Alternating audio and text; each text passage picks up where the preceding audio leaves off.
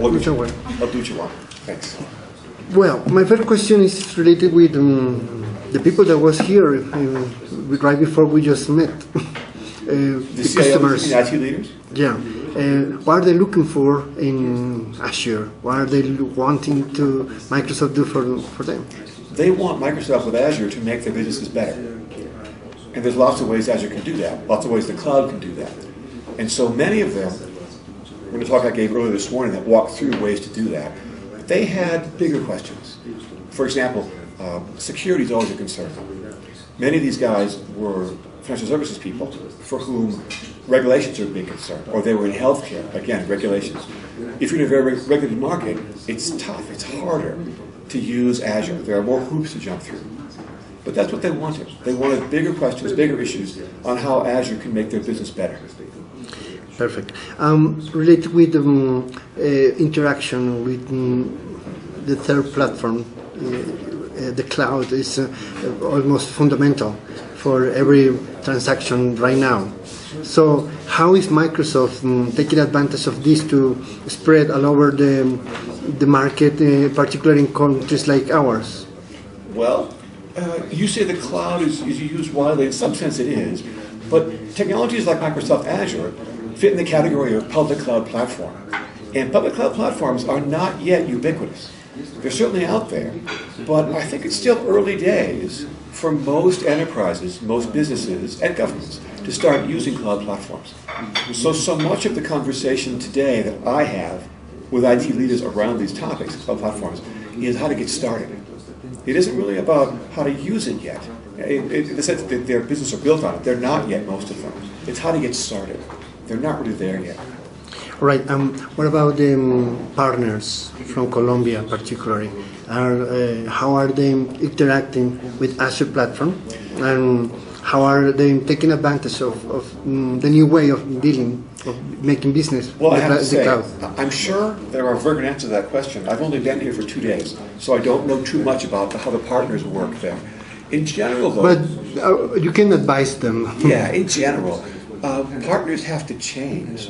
Because with Azure, especially at the beginning years of Azure, beginning projects on Azure, what customers need help with is often things that are quite small projects. Because customers have to build trust. That's the first big thing. They've got to build trust in Azure. And to do that, they start with small projects. And so if you're a partner, do you want small projects? No, you want big projects. But the customers want to start with small projects. And so for the partners, they have to come to realize that investing their time in these small projects is worth it, because it makes them the go-to partner when this customer eventually goes into big projects. Okay.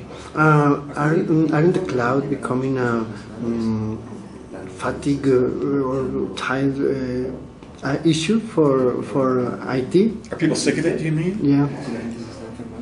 No. I think that in terms of the journalistic coverage of cloud, it's been here at high volume for several years. But as I mentioned earlier, in terms of actual usage, in terms of building businesses on it, most existing companies today are still at the early stages. Now, if you're a startup, startups are almost all cloud. I live in California, not from Silicon Valley. In Silicon Valley, everything is all cloud all the time for their startups. But for existing businesses, banks, manufacturing companies, utilities, those guys, in my experience, most of them, are just getting going with cloud. So in no sense are they sick of it. They're just getting to it. Cool. Is the business just for the data center, I mean for telcos, or how is changing the way of making business in the cloud already? The way I think about this is that especially cloud platforms like Azure let you replace over time, or perhaps augment, your on-premises data center. And so applications that otherwise might have been built and deployed in your own data center will be run more and more and built more and more on cloud platforms like Azure. And so over time, I'm not talking about 10 years here, not 10 weeks. Over time, we're going to see on-prem data centers just shrink and shrink and shrink in favor of things being built in the cloud. All right. And my last question is, are the clouds becoming greener with time? It's interesting. That's a question that in America, the US, nobody ever asks. But in Europe, I get asked the question all the time. and now here as well. It's interesting how regionally focused people are on that question. My sense of this is that the people who run big cloud platforms strive to make it as efficient as possible. It lowers the costs. And so to be so efficient with energy, with computing, with everything you're doing, how could you not be greener over time? How could you not? Being greener just makes good business sense for the folks who run the cloud platforms. All right. Thank you. All right, thank you. That's all.